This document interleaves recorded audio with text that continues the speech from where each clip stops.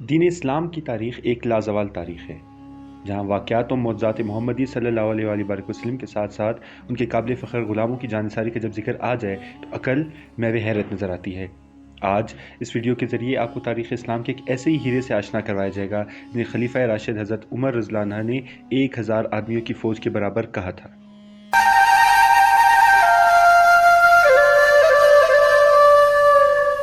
رسول اللہ صلی اللہ علیہ وآلہ وسلم نے جب سرزمین عرب کو دعوت تبلیغ کے چمکتے آفتاب سے روشناس کروایا تو 23 سال کی طویل جد و جہد کے بعد عرب آپ صلی اللہ علیہ وآلہ وسلم کے پرستار بن گئے، لیکن جیسے ہی آپ صلی اللہ علیہ وآلہ وسلم نے دنیا سے پردہ فرمایا تو کئی خود ساختہ جھوٹی نبوت کے دعوے داروں نے سر اٹھانا شروع کر دیے۔ انہی میں ایک طلحہ بن خویلد اسدی بھی شامل تھے جو مرتد ہوئے اور ختم نبوت کو جھٹلا بیٹھے۔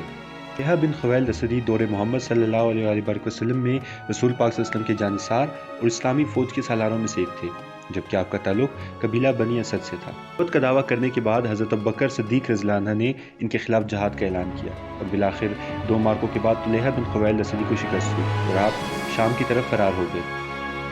شام میں قیام کے دوران انہیں اپنی غلطی کا احساس ہوا اور مسلمانوں کے شام فتح کرنے کے بعد آپ نے حضرت عمر فاروق رضی اللہ عنہ کی خدمت میں حاضر ہو کر معافی مانگی۔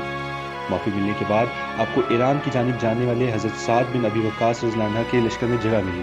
جہاں ان کے کارناموں کی مثال آج بھی مسلمانوں کا سر فخر سے بلند کر دیتی ہے۔ ہوا یوں کہ حضرت سعد بن ابی وقاص رضی اللہ عنہ نے 7 افراد کو لشکر فارس کے بارے میں معلومات اکٹھی کرنے کی مہم سونپی اور ساتھ ہی حکم دیا کہ ہو سکے تو کسی لشکری کو گرفتار بھی کر لیں۔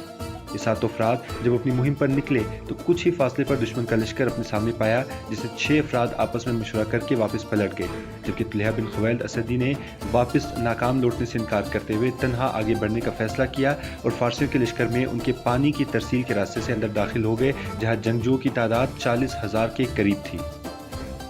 وہی لشکر کا جائزہ لیتے ہوئے آپ کی نظر ایک بہترین گھوڑے پر پڑی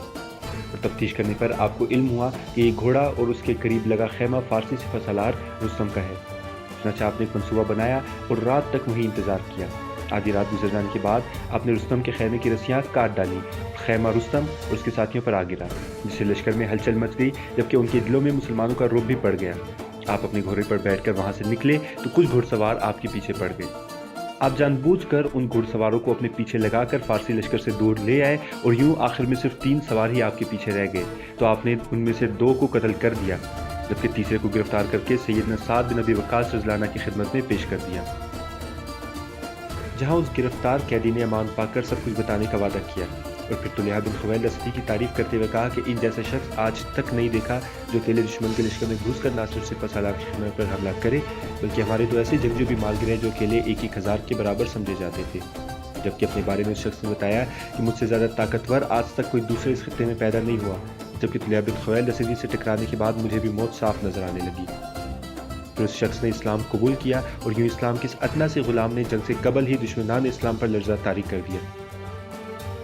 اور فتح ایران میں اہم کردار ادا کیا اور جنگ نہروند میں جام شہادت نوش فرما کر تاریخ میں امر ہو گئے۔ اللہ تعالیٰ مجھے اور آپ کو بھی ایسی جذبہ ایمانی سے سرفراز فرما کر دین حق کی خدمت کرنے کی توفیق عطا فرمائے، آمین ثم آمین۔